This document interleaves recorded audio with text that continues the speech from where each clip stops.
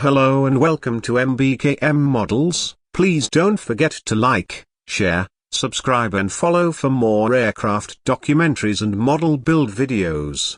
The Royal Aircraft Factory S.E.5 is a British biplane fighter aircraft of the First World War. It was developed at the Royal Aircraft Factory by a team consisting of Henry Folland, John Kenworthy and Major Frank Goodden. It was one of the fastest aircraft of the war, while being both stable and relatively maneuverable. According to aviation author Robert Jackson, the S.E.5 was the nimble fighter that has since been described as the Spitfire of World War I. In most respects the S.E.5 had superior performance to the rival SOP with Camel, although it was less immediately responsive to the controls. Problems with its Hispano-Suez engine, particularly the geared output HS-8B powered early versions, meant that there was a chronic shortage of the type until well into 1918. Thus, while the first examples had reached the Western Front before the Camel, there were fewer squadrons equipped with the S.E.5 than with the SOP with fighter.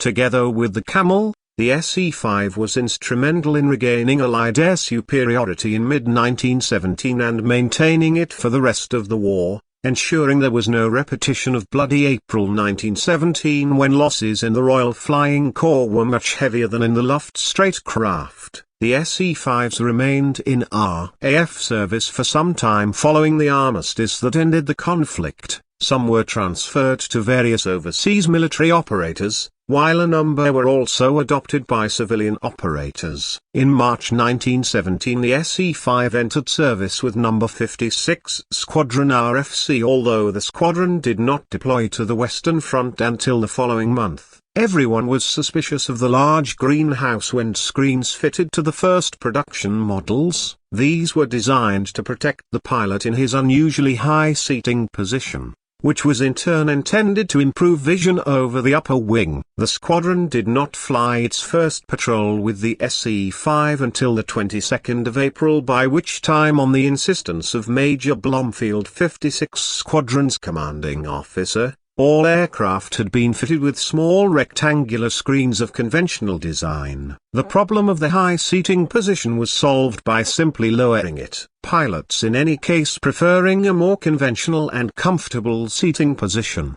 No complaints seem to have been made about the view from the cockpit. In fact, this was often cited as one of the strong points of the type, while pilots, some of whom were initially disappointed with the S.E.5, quickly came to appreciate its strength and fine flying qualities. It was popularly judged to have been underpowered. This failing was addressed by the introduction of the more powerful S.E.5A. In June 1917 the S.E.5A entered service and quickly began to replace the S.E.5. At this time 56 Squadron was still the only unit flying the new fighter. In fact, it was the only operational unit to be fully equipped with the initial 150 horsepower S.E.5. All other S.E.5 squadrons officially used the 200 horsepower S.E.5A from the outset, although a few S.E.5s were issued to other squadrons due to an acute shortage of the S.E.5A. Due to the shortage of aircraft,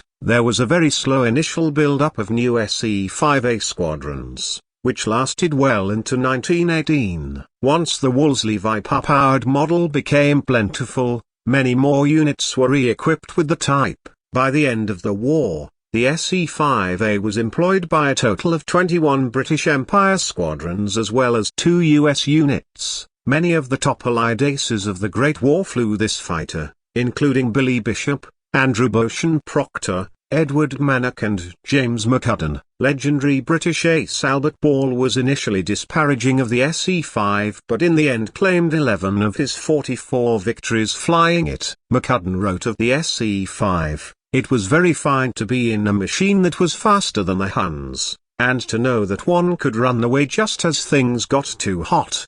Sholto Douglas, who commanded No. 84 Squadron RFC, which was initially equipped with the S.E.5A, listed the type's qualities as being comfortable, with a good all-round view, retaining its performance and maneuverability at high level, steady and quick to gather speed in the dive, capable of a very fine zoom, useful in both offense and defense, strong in design and construction, and possessing a reliable engine. Soon after the armistice, the SE5A was withdrawn from RAF service. It was retained for a time in Canada, and in 1921 a Viper-engined SE5A was taken to Japan by the British Aviation Mission to the Imperial Japanese Navy. Australia received 35 SE5Is under the Imperial Gift in 1919. And the type went on to be the newly formed RAAF's main fighter type until the late 1920s. A number of machines found roles in civilian flying after the war. On the 30th of May 1922, the first use of skywriting for advertising occurred when Cyril Turner, a former RAF officer, spelt out London Daily Mail in black smoke from an SE5A at the Derby. Others were used for air racing. One such privately owned aircraft won the Morris Cup race in 1927. Thanks for watching, thanks for listening, and until next time.